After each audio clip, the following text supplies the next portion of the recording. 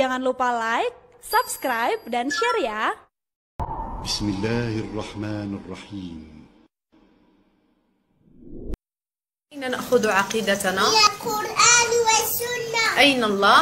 في السماء على العرش. ما الدليل من القرآن على أن الله على العرش؟ الرحمن عرش استوى. الرحمن على العرش استوى. ما معنى استوى؟ على وارتفع. لماذا خلق الله الجن والإنس؟ لعبادته وحده لا شريك له. ما الدليل من القرآن على أن الله خلق الجن والإنس لعبادته؟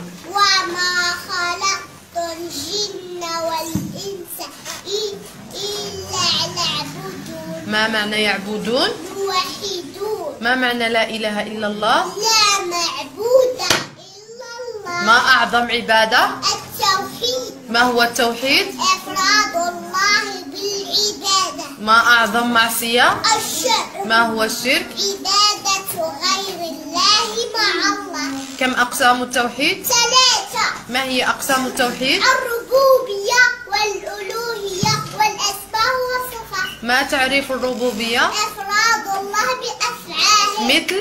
الخلق والرزق. ما تعريف الألوهية؟ إفراد الله بأفعال العباد مثل؟ الدعاء والذبح والزهود. هل لله أسماء وصفات؟ نعم. من أين نأخذ أسماء الله وصفاته؟ من القرآن والسنة. هل تشبه صفات الله صفاتنا؟ لا. ما الدليل من القرآن على أن صفات الله لا تشبه صفاتنا؟ ليس ليس كمثله شيء وهو السميع البصير. القرآن كلام من؟ الله. منزل أو مخلوق؟ منزل. وهو كلامه حقيقة حسن بحرف وصوت. هو محمد هو محمد نوح. عبد الله عبد المطلب هاشم عبد مناف قصي. برافو أحسن. Ya, Allah berada di atas arash. Ini keyakinan Imam Syafi'i, keyakinan Imam Ahmad, keyakinan Imam Abu Hanifah, keyakinan siapa? Imam Malik bin Anas. Dan ini keyakinan yang diriwayatkan dari para sahabat, para tabi'in, dan ini yang ditunjukkan oleh dalil dari Al-Quran dan hadis Nabi SAW. Bapak tahu tidak, Pak? Kapan mulai muncul pendapat yang mengatakan Allah tidak bersemayam di atas arash? Setelah munculnya Jahmiyah, Mu'tazilah, dan Asy'ariyah. Bapak tahu siapa Asy'ariyah? Asy'ariyah itu keyakinan Abul Hasan al-Asy'ari di fase kedua. Dan Abul Hasan al-Asy'ari hidup 100 atau 200 tahun setelah imam yang 4 itu. Yang terakhir Imam Ahmad bin Hanbal. Di mana Abul Hasan al-Asy'ari dalam hidupnya melewati 3 fase. Fase yang pertama di atas akidah Mu'tazilah.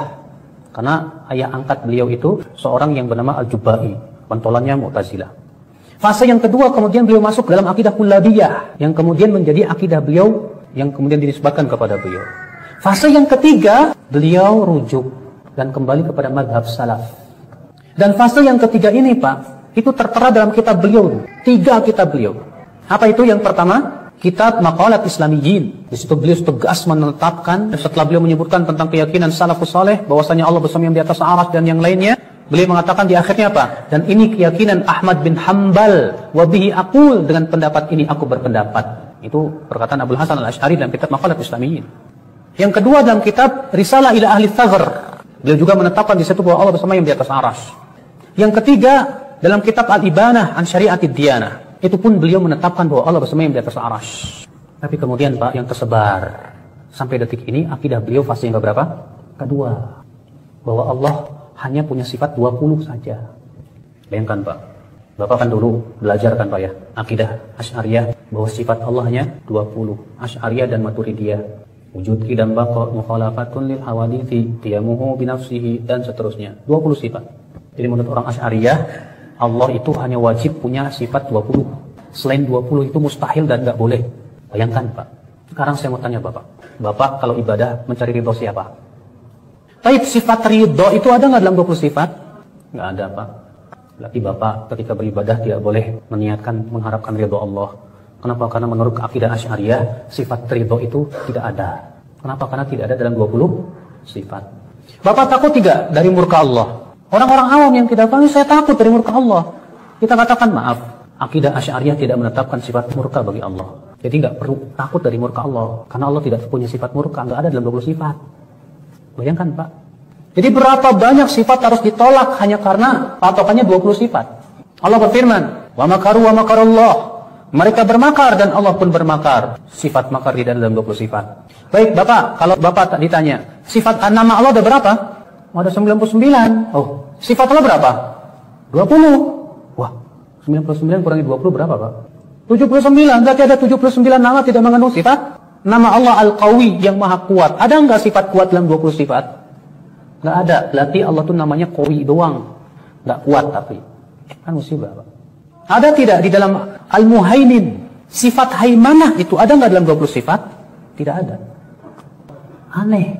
Kalau ternyata hamba yang menentukan bagi Allah, ya Allah, engkau hanya berhak punya 20 sifat ya, nggak boleh yang lain. Waduh, ini kan namanya kurang ajar sama Allah Pak. Kok ngebatasi buat Allah? Allah tidak terbatas nama dan sifatnya. Karena kesempurnaan Allah luar biasa. Ikhwata Islam azakumullah. Kenapa sih orang-orang mereka tidak mengakui Allah bersemayam di atas arasy? Karena menurut akal mereka katanya, kalau Allah bersemayam di atas arasy, berarti Allah butuh tempat. Sedangkan yang namanya butuh tempat, berarti makhluk. Sementara kita mengatakan Allah bersemayam di atas arasy tanpa mengatakan adanya tempat. Dan Allah tidak butuh itu. Kenapa? Karena Allah tidak serupa dengan makhluknya. Kalau kita tanya orang Asy'ari, hai Asy'ari, kamu yakin Allah punya sifat murka? Enggak. Kenapa? Karena sifat murka itu adalah bergolaknya darah di dalam hati. Dan itu sifat makhluk. Saya tidak mau terima.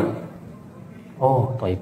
Hai Asy'ari, bukankah kamu juga punya keyakinan Allah punya sifat iradah dalam 20 sifat itu? Dalam 20 sifat itu ada sifat iradah nggak Pak? Ada. Sedangkan iradah kan sifat makhluk. Iradah itu artinya apa? Keinginan.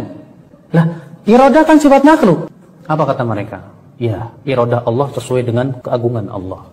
Tidak serupa dengan makhluknya. Ya sudah, kalau begitu kami pun menetapkan Allah murka sesuai dengan keagungannya, tidak serupa dengan makhluknya. Allah bersemayam di atas arasy sesuai dengan keagungannya, tidak serupa dengan makhluknya. Apa bedanya? Orang Asy'ari menetapkan tidak Pak, sifat hayat, kehidupan bagi Allah. Kaum Asy'ari menetapkan sifat hayat bagi Allah, bahwa Allah itu hidup. Kita katakan, baik, bukankah manusia juga hidup?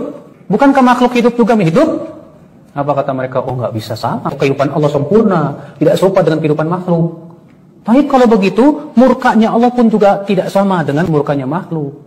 Apa bedanya dalam masalah ini ya akal Islam azakumullah ya. Kalau kalian selalu mengatakan dan berkelit bahwa kudrohnya Allah sesuai dengan kesempurnaan Allah tidak sama dengan kudroh manusia, maka dalam masalah sifat itu semuanya sama ya akal Islam azakumullah ya. Katakanlah demikian. Allah punya tangan Allah sempurna tidak serupa dengan tangan makhluknya. Allah bersemayam di atas arasy, sempurna bagi Allah tanpa mengatakan Allah bersemayamnya sama dengan makhluknya. Sama kalau begitu ya akal Islam azakumullah ya.